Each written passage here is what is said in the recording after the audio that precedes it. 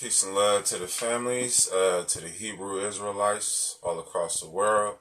Again, this is Yeshai coming to you with a message and some things to think about when it comes to our scriptures of the Most High that we are trying to apply in our life.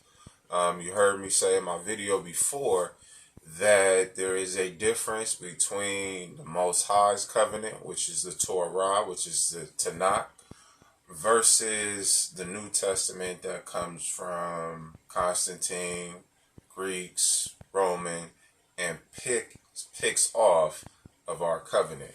So y'all already know how I do. I got a board for y'all can follow along with me, and y'all can see where I'm going to be going. I'm going to be going into the New Testament, and we're going to see if this matches up with the foundation. Let's go.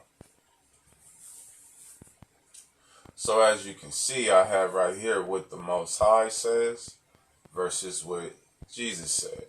And so right here we have in Matthew chapter 5, and then we have, there are some places, these are some places that Matthew chapter 5 is going to reference in the Tanakh, in the scriptures, to try to verify what's being said in chapter 5. And these are places where it is taking us.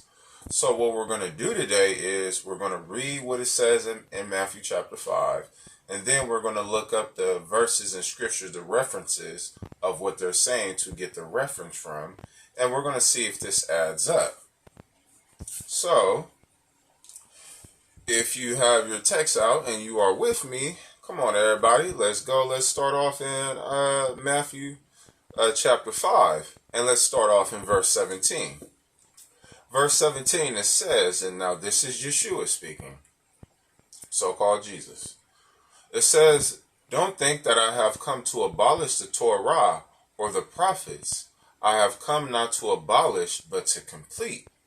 Yes, indeed, that I tell you that until heaven and earth passes away, not so much as a yod or stroke will pass from the Torah." Very cool. Because he's starting off saying that he's completely basically with the Torah and that he's come to fulfill it. Let's see if, like he says, I only say the things that my Father says and do the things that my Father tells me. Let's see if that's accurate. Now, let's go in the same chapter, chapter 5 of Matthew. We're going to go to verse 27. It says, "You have heard our fathers was told, don't commit adultery. I tell you that a man who even looks at a woman with the purpose of lusting after her has already committed adultery in his heart. If your right eye makes you sin, gouge it out and throw it away. Better that you should lose part of yourself than your whole body be thrown into Hinnom. And if your right eye makes you sin, cut it off and throw. If your right hand makes you sin, cut it off and throw it away. Better that you should lose one part of you than your whole body thrown in Hinnom." Now, I haven't seen anywhere in scripture where the Most High tells us that, if you're having troubles with something, that you should cut your arm off or cut your eye out. I haven't seen anything like that in the Torah. If any of you have seen something like that, let me know. But here, now we're about to start cooking. Let's go on verse 31. Now it says this. It says, "It was said," and he's talking about the Most High, "whoever divorces his wife must get her a get." Now, if you look, it's very hard, but in bold letters, there's a little O or an N in these bold letters, and they're telling you to go. There's a little O or an N right here at the bottom, and it's telling you where to go to get the reference of what's being said in these bold points. Okay, so it is telling us right here. It says, now first we're going to read what he says, and then we're going to go to, it says that bold point, which is the N, is going to take us to Deuteronomy chapter 24, verse 1. But let's read what he says first. It says, "Whoever divorces his wife must get her a get, But I tell you that anyone who divorces his wife, except on the grounds of fornication, makes her an adulteress. And that anyone who, listen to this, key, and that anyone who marries a divorcee commits adultery. Bam. Okay. So, except on the grounds of fornication, as if she has cheated on him or something, it says anyone that marries a divorcee commits adultery. Let's go to Deuteronomy chapter 24 and let us see if that is true and accurate, y'all. All right. If you are there, Deuteronomy 24, and it says, suppose a man marries a woman, consummate the marriage, but later finds her displeasing, because he has found her offensive in some respect. He writes her a divorce document, the get, and gives it to her, and sends her away from his house. She leaves his house, goes, and marries another man's wife. Okay, so she can get married again. But the second husband dislikes her, and writes her a get, gives it to her, and sends her away from his house. Or the second husband whom she married dies. In such a case, her first husband, who sent her away, may not take her again as his wife because she is now defiled. It would be a detestable thing for Yah. So, as you can see right in there, it just said that anyone who marries a divorcee commits adultery. And then they told us to go to Deuteronomy 24 to get the reference of that. We just went to Deuteronomy chapter 24 and we just read that, and it did not say that. It said that if the first husband leaves her and then she goes off and she marries the second husband, and something happens where the second husband doesn't like her or he dies, then she cannot return to the first husband again. That was all that's being said. She can go off and get a third husband if the second husband passed or he doesn't like her, but she can't return to the first husband. That's a small example of showing you that this is not a line. Let's keep going on. Let's see what else it has to say. In 33, this is Matthew chapter 5 again. Say with me. 33, it says again, you have heard that our fathers was told, don't break your oaths and keep your vows to Yahweh. Right, which we're supposed to do. That's how we become set apart people, by keeping our agreement and our vows with Yah. Let's see what he has to say.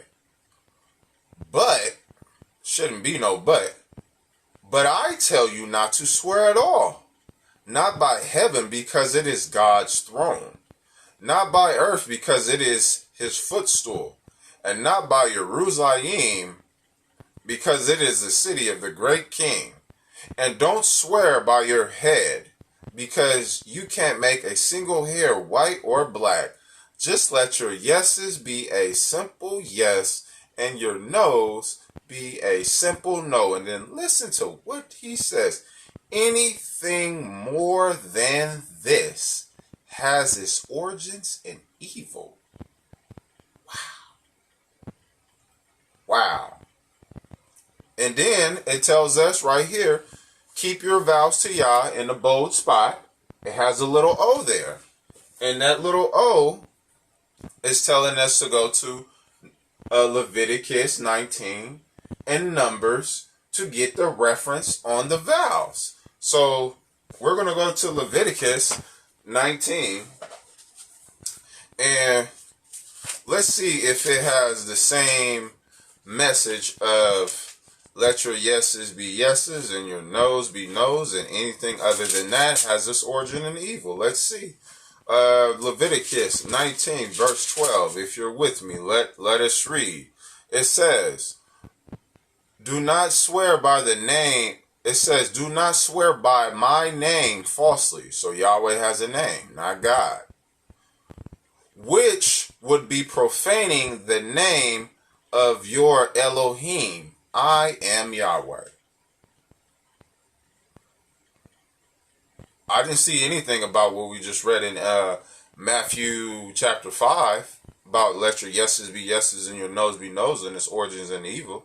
It says, do not swear by my name falsely, which will be profaning the name of Yah. I am Yahweh Elohim. That's all it says. So that reference, I'm showing y'all, that reference doesn't match up. It gave us another one, and it told us to go to Numbers chapter 30. Let's go there, y'all.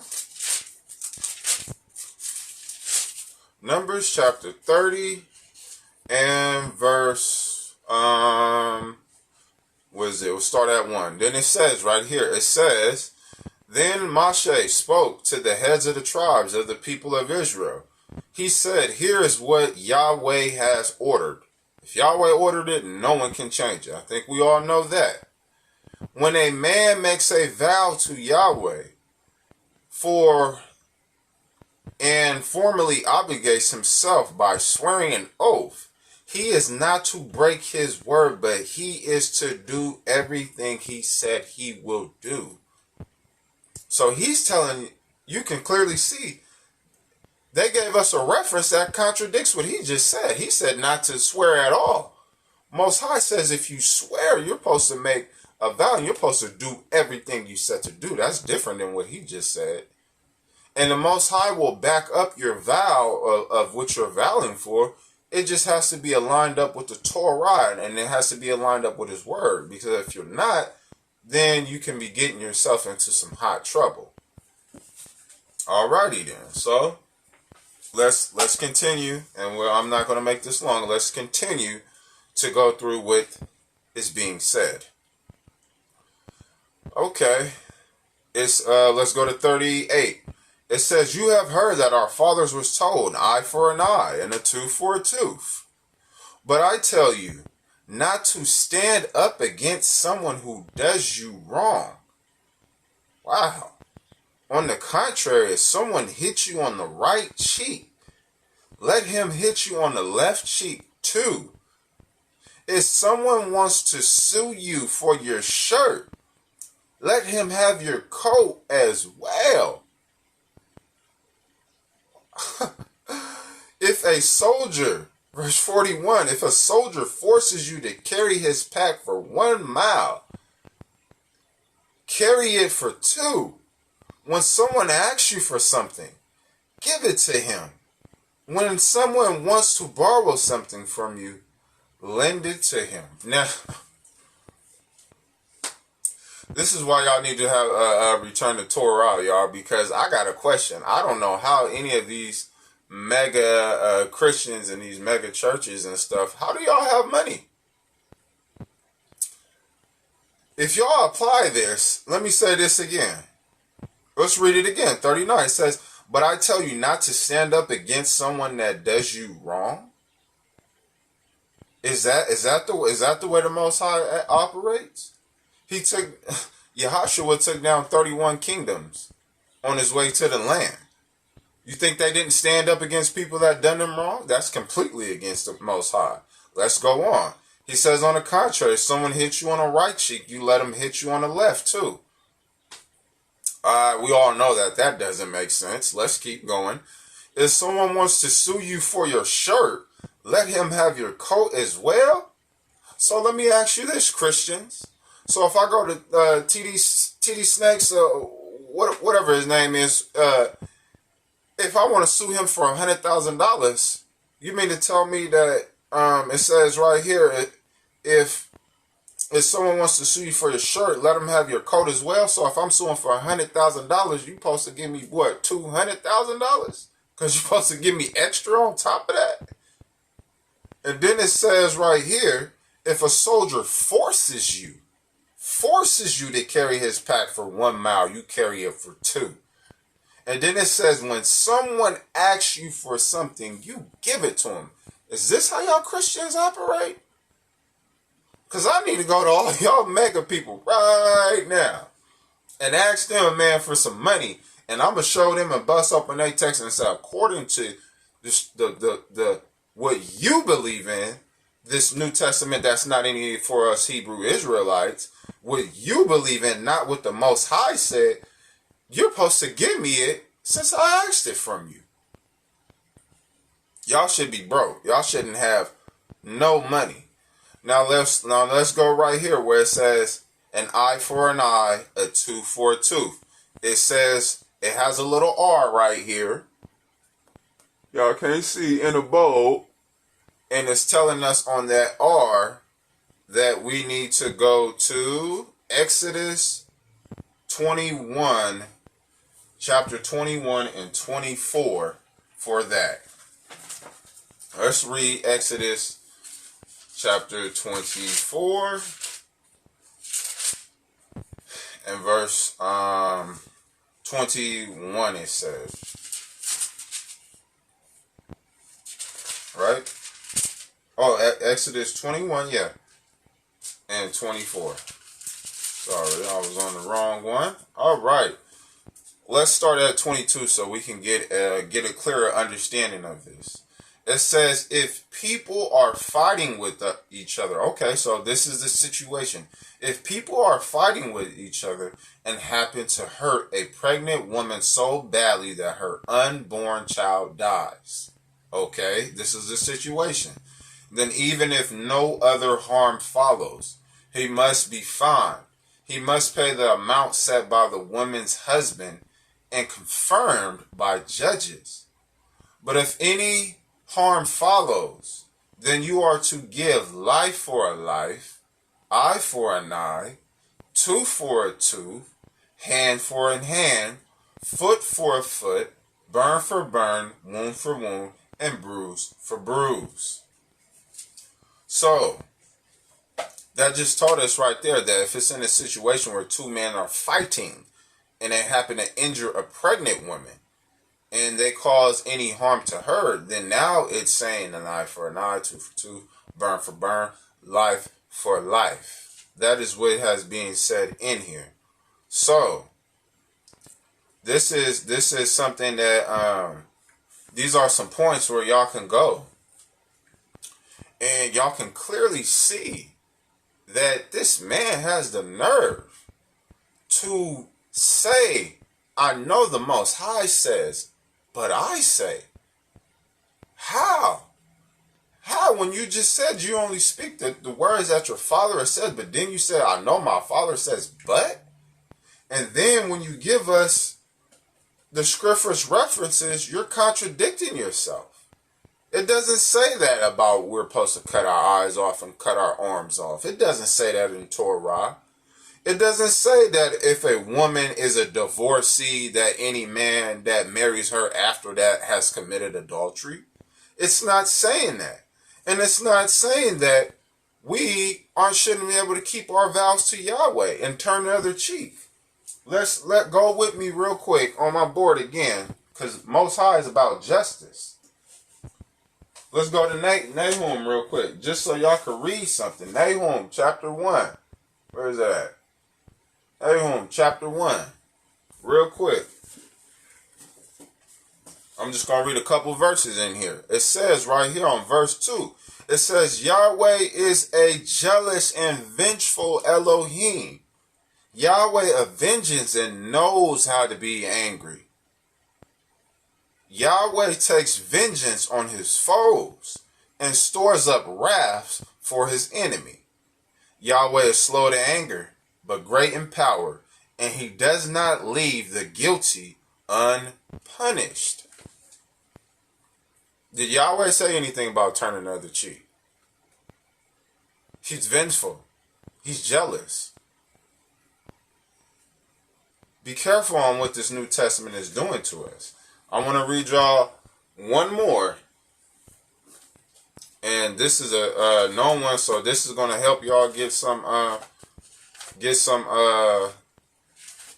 clarification on too. Let's go to Exodus chapter 4, verse 22, my people.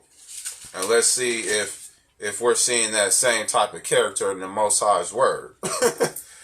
Where we at? Okay, it says Exodus chapter 4, verse 22. And it says, Then you are to tell Pharaoh, Yahweh says, Yahweh says this: Israel is my firstborn son.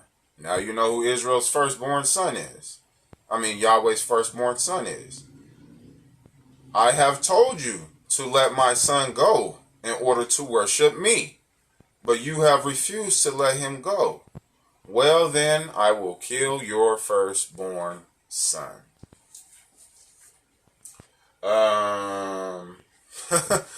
That doesn't seem like turn the other cheek to me.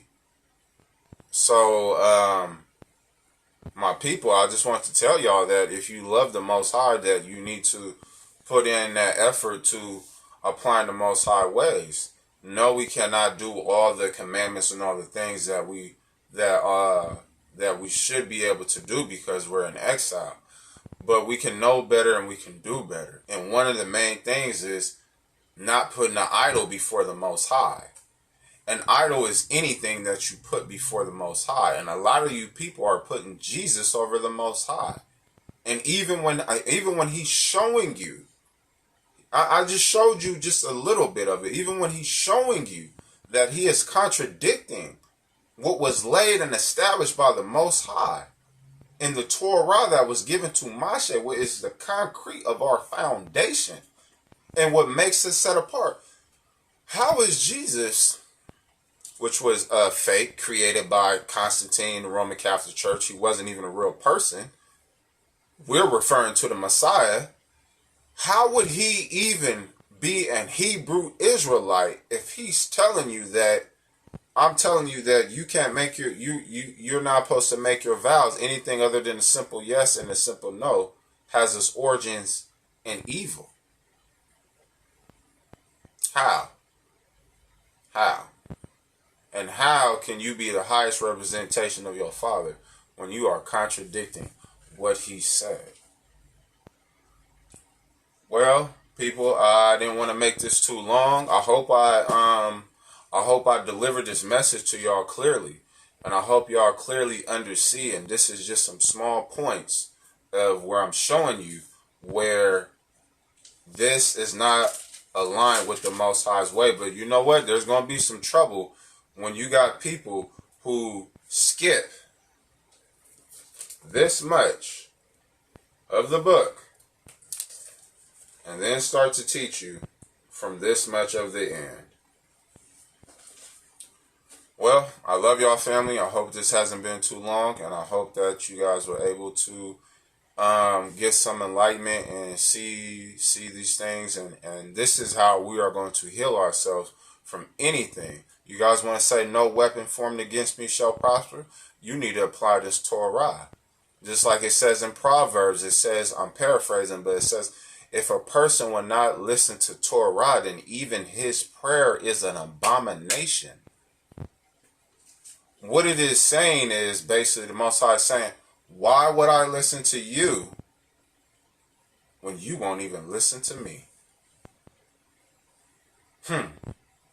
That's a question for y'all. Why would the Most High listen to you if you won't even put in any full effort and you won't even know better and apply the ways of the Most High? He will judge us upon what our ways deserve. Peace and love, family. This is your man, Yeshai, and I hope that you guys got something from this video.